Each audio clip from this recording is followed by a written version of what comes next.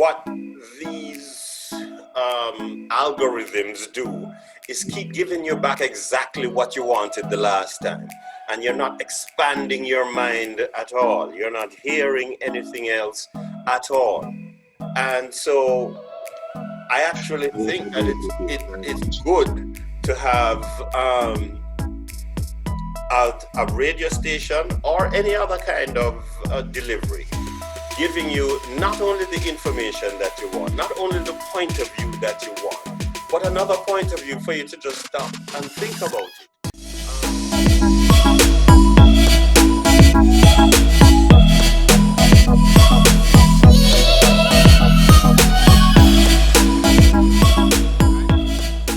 Welcome into Let That Sink In. The show where we take communications issues and look at them backwards, forwards, left, right, upside down, and every which other way, because that's what we're into. And hopefully by the time we're finished today, you'll be into it too. I am Vaughn, and my co-host is my favorite PR and marketing practitioner, Carlette Delia. Say something to the people, Carlette. Hey people, that's something to say. I am so delighted to be joining Vaughn on this podcast because when he approached me with this fantastic title, Let That Sink In, I knew that we were going to have some introspective thoughts. So over to you, Vaughn. All right, so let me invite you to subscribe to our channel. I guarantee you won't regret it. And if you think of anybody who might be interested in what we do, go ahead and share it with them. We'd really appreciate that. Now, today we're discussing the future of radio, specifically, does it have one? Or will we be talking about it in the past tense in coming years? Here with us today to help us flesh out the topic is a man who I'm about to give a compliment he may not like, but it's true. He is the personality that made me start paying attention to radio when I was young. And I'm talking about when I was 11 or 12, and that was a decade or two ago. A man with over 20-something years of experience in radio as both broadcaster and administrator, Mr. Francois Juste. Carlette, any more compliments for our guest before we take him on and try to make him consider retirement sooner than he expected? Of course. So like you, Francois has been pivotal in my life. Yes. So I am a little older, and so I listen to him not at 11, 12, but a little bit older. Always listen to Francois and loving the show.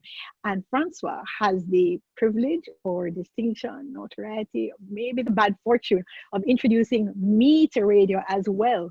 I look up to him in so many ways, and he makes my morning every single Wednesday. It has been 12 years that we've been working together, and it's been amazing. All right, see. Well, hopefully you might not choose to retire soon enough. But before we get into the discussion, here's the backstory that got us here.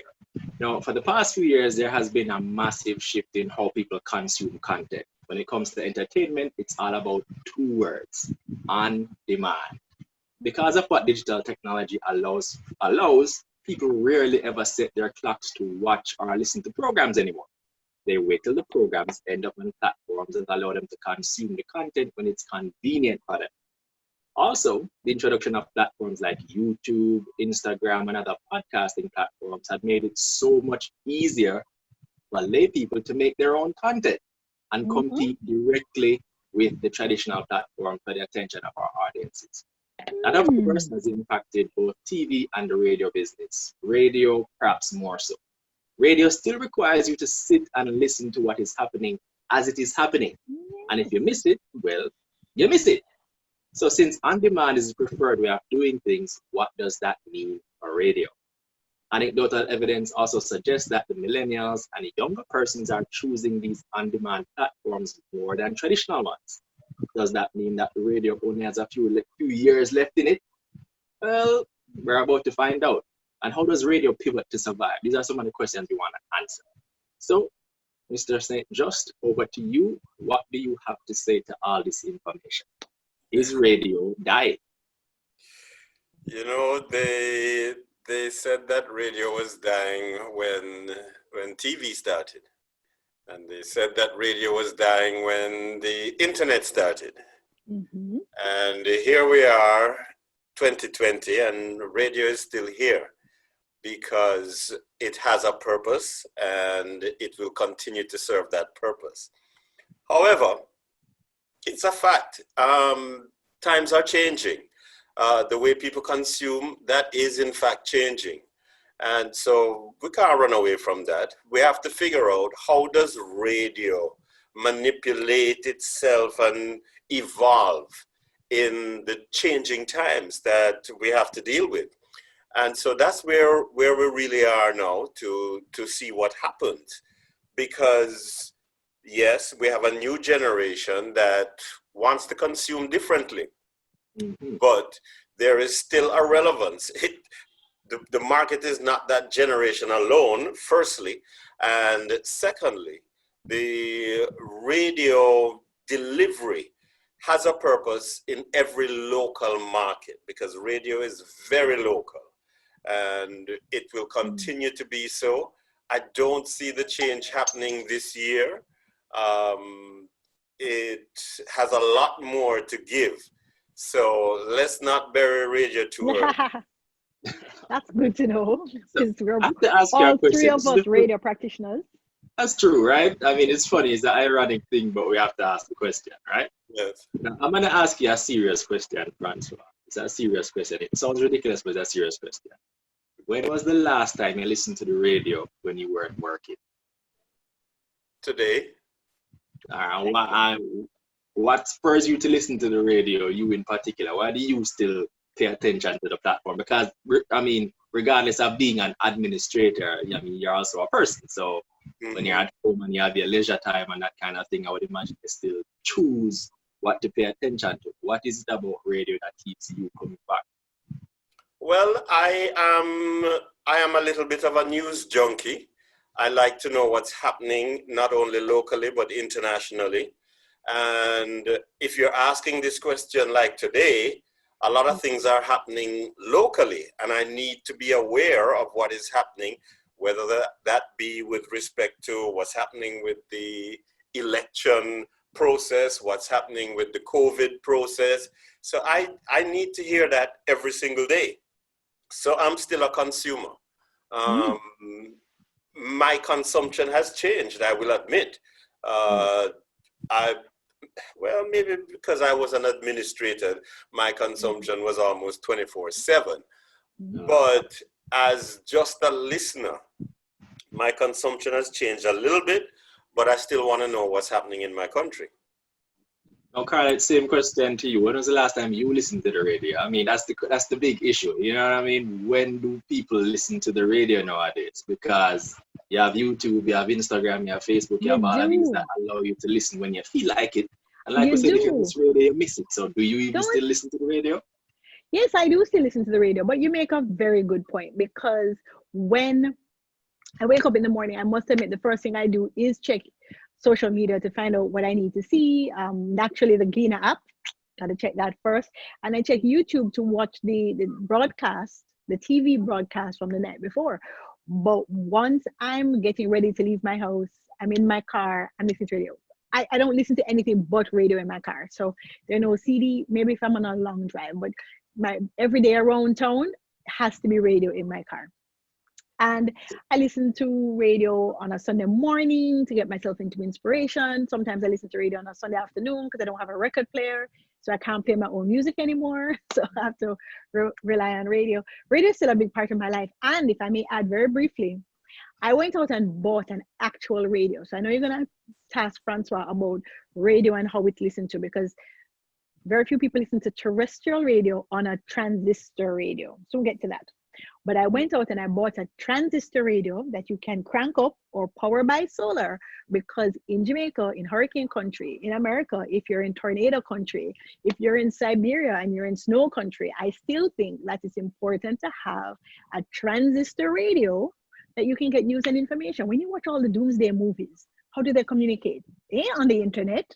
They're on the radio, yeah. CB radio or something like that all the time. You know, those things will never use their usefulness because they survive no matter what. You know what I mean? Those things will always have use.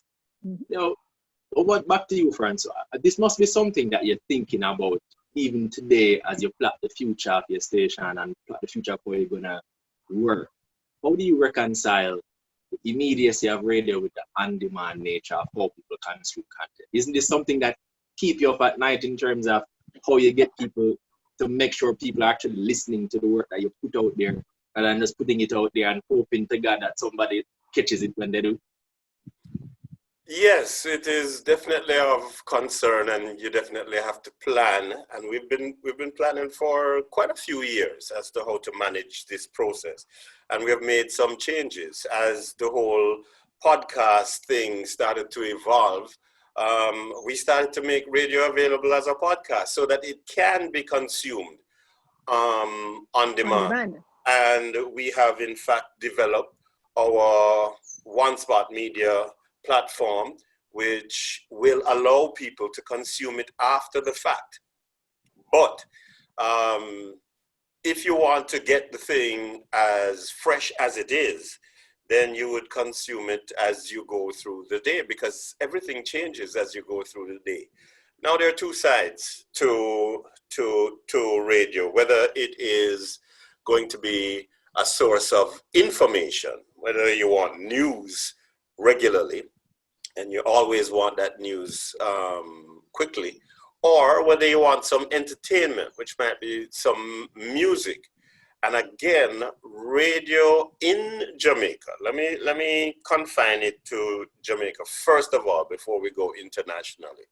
Radio in Jamaica provides a very special kind of entertainment that is comforting to the listener, that you have a personality that is of your culture, that is also going to be sharing experiences with you.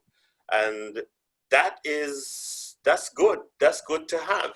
A lot of people like that. It's not about just going to a website and getting music that is played by a computer. That's not necessarily satisfying. People want companionship. People who are alone and people who just want to have fun. So that still keeps the relevancy of radio there. And if I may add very briefly before one comes in, also when I hear music being played by a personality with whom I've already developed a relationship, whether I've met them in person or not, or I hear news from a person that I know has curated it, it means so much more to me than bits and bytes or some algorithm putting it together, right? Yes. No, the flip side to that argument, some would say, is when you touched on it when you talked about podcasting. One of the things about podcasting is that it's so ultra specific and so niche that you have people who tune into the podcast precisely because it's going to talk about something that they want to hear. And that's one of the things that the digital media has created, where it's like it's flipped the model and it said, once upon a time it was, because everything was so expensive and everything required you to go to the radio to be able to get your content on there. Now, you had kind of the monopoly of what people heard, so you had a lot more power. Now, because of digital stuff, we have more specific podcasts and people can choose the kind of topics that they want and choose programs that cater to that interest. And because radio still kind of has this wide net to try and catch everybody, you have to try and fight against that, if you understand what I mean. You have that real specific thing that podcasting and digital media allows customers to choose, whereas radio is just so wide and general. So how do you reconcile being able to meet that or compete with that specific need or the specific interest that people choose when radio has to be everything to everybody in a sense? You know what I mean? Does it? Well, what I think is that we're actually doing a disservice sometimes when we narrow the focus of a subject area or any kind of, fashion or interest that people might have. We start narrowing it and narrowing it and narrowing it until we're only getting a one-dimensional view of a topic of interest. And what these algorithms do is keep giving you back exactly what you wanted the last time. And you're not expanding your mind at all. You're not hearing anything else at all. And so I actually think that it's good to have a radio station or any other kind of delivery giving you not only the information that you want, not only the point of view that you want, but another point of view for you to just stop and think about it. And this has to do with all kinds of issues to do with news, politics, and things like that, where you should get some more information, not just what you wanted the first time around, and to repeat that process, because then you're not learning. Oh, that's fantastic. Carlet, you sound like you really agree with Francois on that one. I wholeheartedly agree with Francois. Yes, because when we have these algorithms, you know, they set us on a course in life, and you have shutters on and you can't see anything else. So radio is really important. Having an announcer, a journalist, a personality, someone to pull different points of view so that you have balance in your life. Yes, okay, you like country music, you listen to country music primarily, but that doesn't mean that a country artist can't collaborate with a reggae artist and then all of a sudden you're exposed to reggae and then you expand your view. You know, life is about living. All right. Yeah, there's a lot more to it that we really have to absorb, or we're missing a lot. And so let me switch tack and talk to you about, I guess, the financial aspect of things. I think digital media has kind of flipped the model. Whereas once upon a time, because you had finite amounts of airtime, for example, you were able to, you know, charge a premium for that because people wanted the airtime and they wanted the product, and you were able to gatekeep it in a kind of way. Now the model is kind of, there's only so much land and no more. Yes. Right. And so now we have the digital stuff now is that the model is upside down, where you have all this airtime, you have it just exists virtual. Everything exists virtual. So now it almost seems like it's kind of devaluing the cost of airtime and so on. So naturally it would take a hit. Our radio would take a hit to be able, and you know, financially it takes money to survive. So if radio is taking a hit, how do you measure, or how do you think the impact of the financial hit is? How do you measure it, and how do you go forward based on it? You know what I mean? And let me add to Vaughn's question. How do you do all of that, especially in a land of 2.5, 2.7 million people and 22 radio stations? How does that work, Francois? All right. Well, let me just hit it head on. Yes, radio will take a hit, has taken a hit, and it has to find a different way to monetize the product. So there's no question about it. People have found other ways of getting to some of their audience without going through radio. So that's a problem, and radio has just got to accept that. However, we have a situation where there are certain entities that need to reach certain people in Jamaica or certain demographics in Jamaica, and they know that certain radio stations can deliver these demographics. Yes, you can try and do your Instagram and do your Facebook thing, but that's a scatter shot sometimes. There's a way that some of these people can geofence and find the right demographic, but I'm not convinced yet that they are necessarily as accurate as what our demographics can do by way of the radio stations and their niche market. So that relevance is still here. And so we can still market that. But at the same time, radio stations have to get into the other market, into the social media market, and provide that as a service as well. So you're not going to compete with them on your platform. You're going to compete with them on their platform. Right. And that's how you stay relevant. These are things that we have to continue to do. Because ultimately content is king. Yeah, man, I'm passionate about this. So Mr. St. Just, radio needs to find other revenue streams and they need to compete on the other platforms.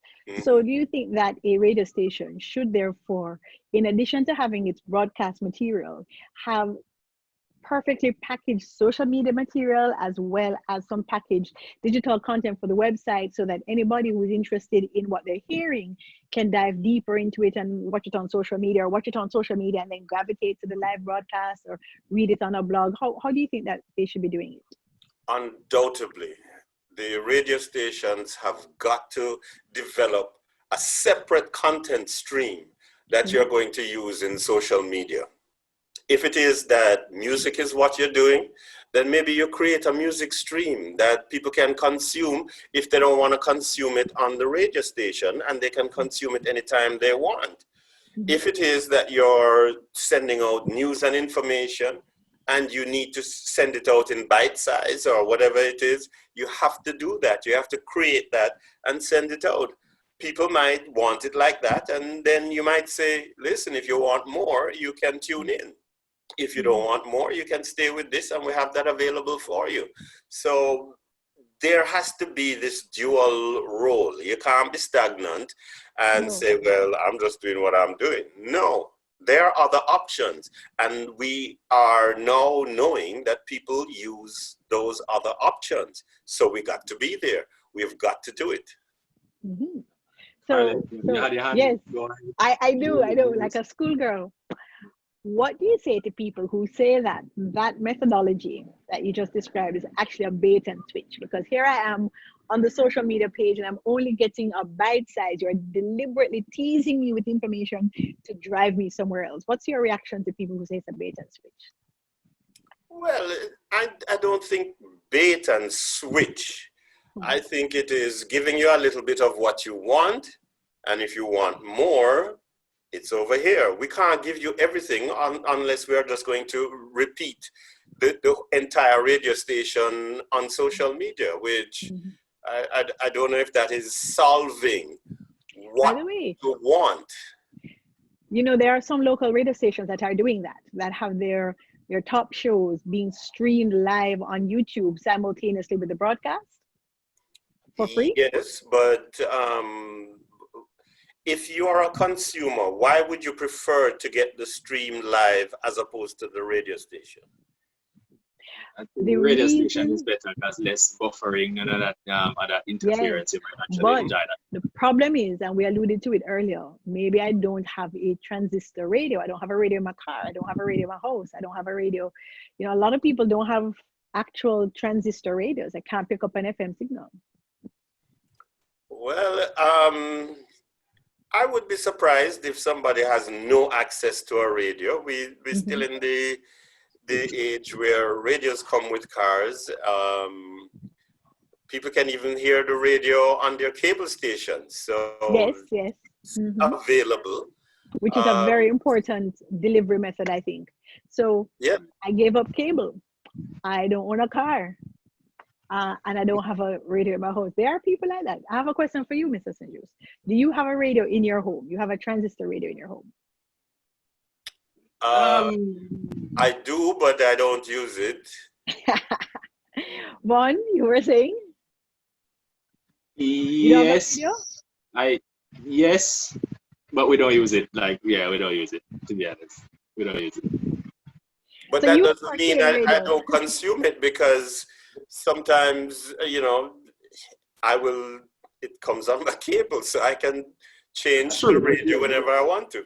That's exactly the point. I watch when I do listen to the radio, it's on the TV through the cable service. May I submit to you that you are both two big men with your own yard? So the teenagers, the 20-somethings, the college students and such, when you have to choose, you're renting a room to go to UE, you may not have cable in your one room that you are renting, yes? You just have internet. That's when you have, in Francois' answer, let me answer for him, is that's when you use one spot. Right, Francois? Yes, there are the options. We do provide the other options that you can find. But yes, it is something that is changing, and the younger generation is not as tapped in as they were 20, 30 years ago. So it's changing. But then again, as I said before, we as the old-time radio people have to change as well.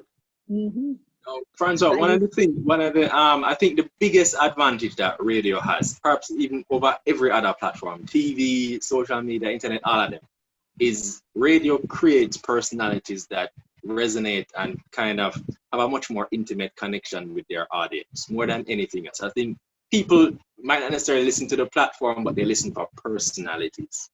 and the personalities connect. You feel like you know them because you choose them. So it's almost like you invite them into your life, and that's a great thing.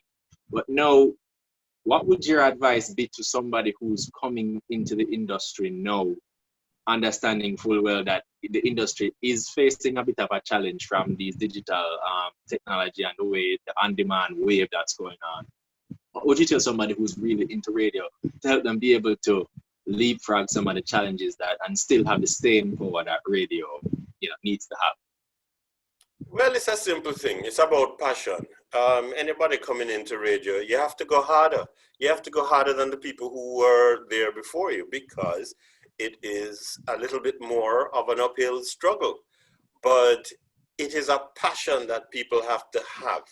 It's not just a hobby, and you don't just get in it because you want, make a money or something like that. There is a passion for connection with humanity, where you want to connect with people, where you want to get the feedback from the people.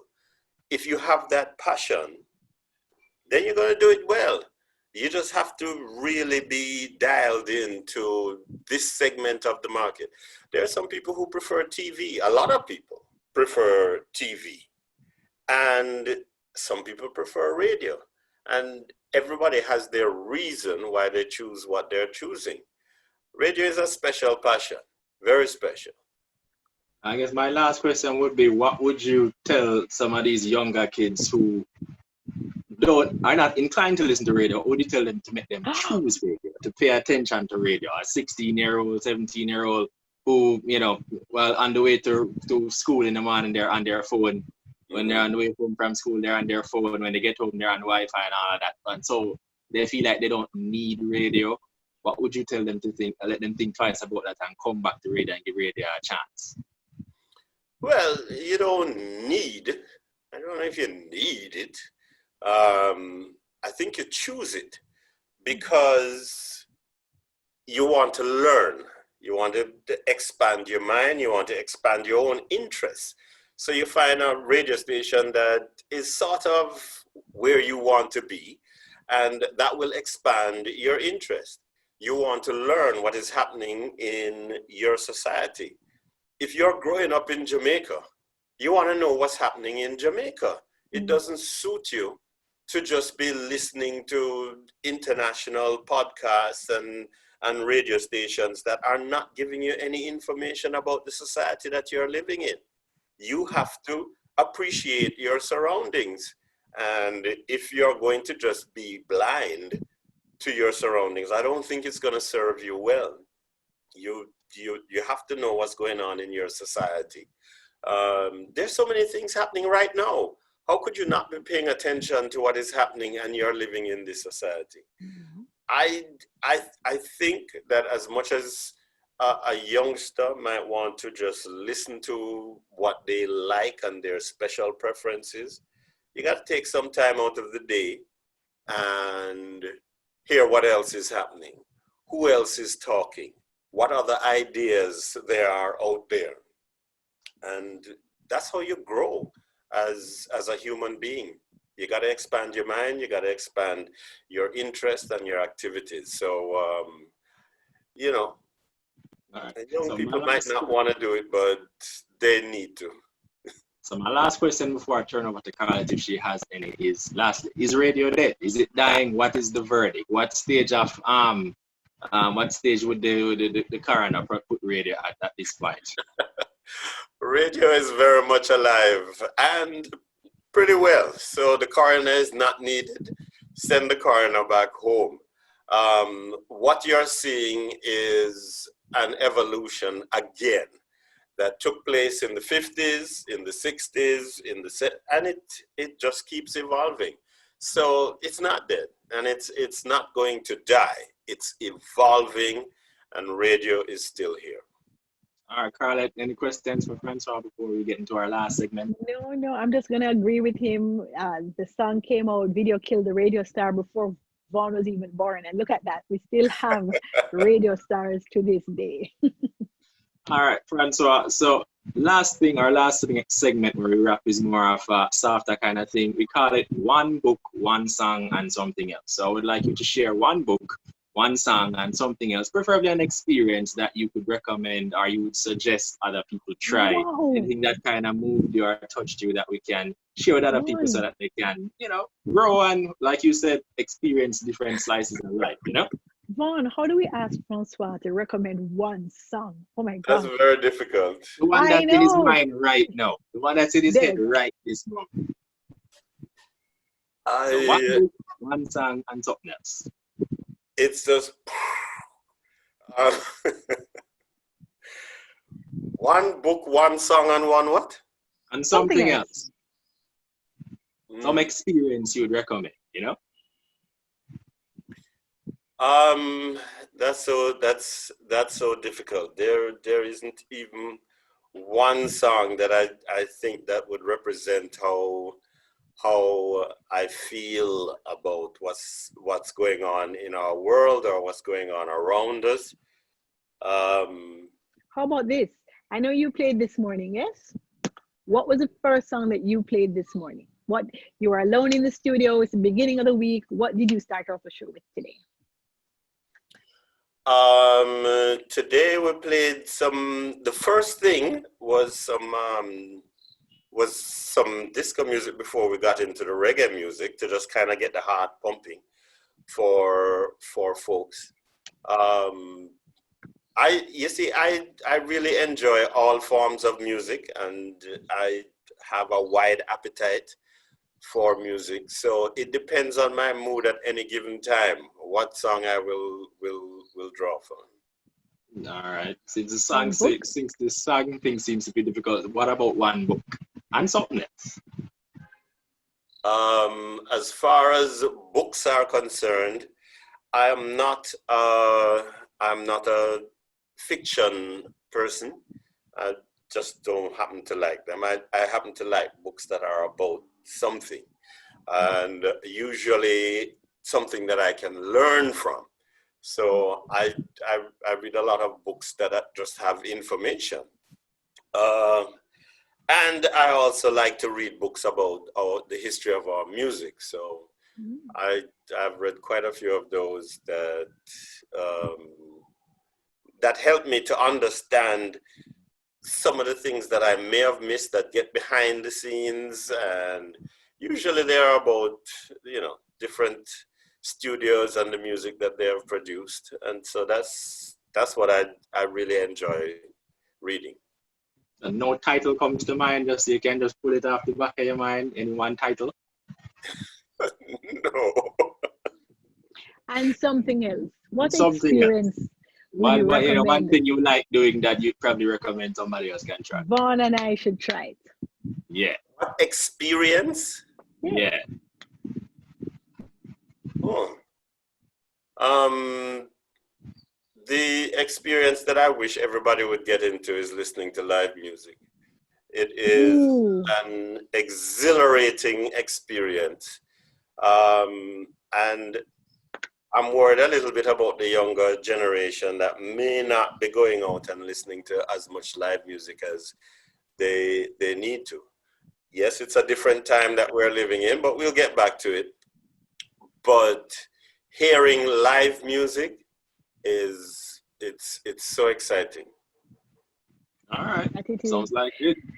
As a quick follow-up, did you attend Reggae Sumfest this year, Mr. St. Just?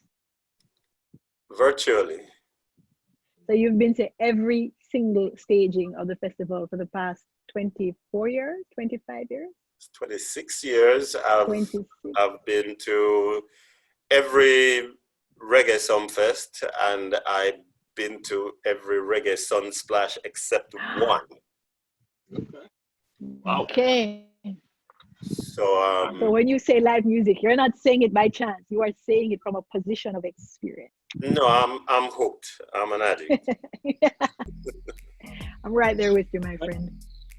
All right, so I think that's where we're going to end today's show. Thank you for everybody who paid attention and watched to the end. Thank you especially to Mr. St. Just, the big man who stayed and talked to us about radio some more. Like he said, radio isn't dead, so don't call any coroner on it. Let's see where it evolves to and where it gets to in the next couple of years. You know what I mean? Don't forget to subscribe to the channel and remember to share it with anyone you think might enjoy. Until the next time, take care, have a good day, and be good to each other. Thank you very much. Appreciate it.